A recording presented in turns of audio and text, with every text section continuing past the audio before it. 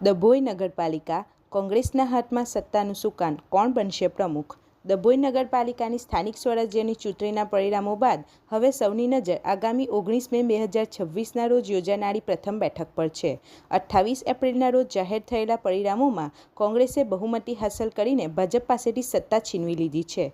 નગરપાલિકાની કુલ 36 બેઠકો પર થયેલા રસાકસીભર્યા જંગમાં પક્ષવાર સ્થિતિ નીચે મુજબ છે। કોંગ્રેસ 21 બેઠકો, સ્પષ્ટ બહુમતી; ભાજપ 15 બેઠકો। પ્રથમ બેઠક અને સમય: પ્રમુખ અને ઉપપ્રમુખની વરણી માટેની મહત્વની બેઠકનું આયોજન નીચે મુજબ કરવામાં આવ્યું છે। તારીખ 19/5/2026, સમય બપોરે 3 વાગ્યે, સ્થળ સેવા સદન કોન્ફરન્સ હોલ, ડભોઈ। અધ્યક્ષ, નાયબ કલેક્ટર પ્રમુખ પદ માટેની દાવેદારી રોસ્ટર પદ્ધતિ મુજબ આ ટર્મ માટે પ્રમુખ પદ મહિલા, સામાજિક અને શૈક્ષણિક પછાત વર્ગ માટે અનામત છે।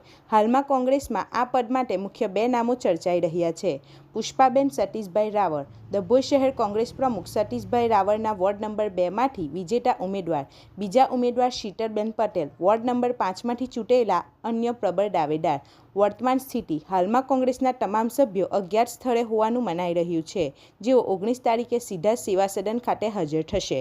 કોંગ્રેસના મોવડી મંડળ દ્વારા કોના નામ પર મહોર મારવામાં આવે છે તે જોવાનું રસપ્રદ રહેશે। 19મી તારીખે બપોરે જ ડભોઈના નવા નગરપતિના નામ પરથી પડદો ઉંચકાશે। રિપોર્ટર ફજલ રજાક ખત્રી સાથે ગુજરાત અદ્ભુત ન્યૂઝ ગુજરાતી।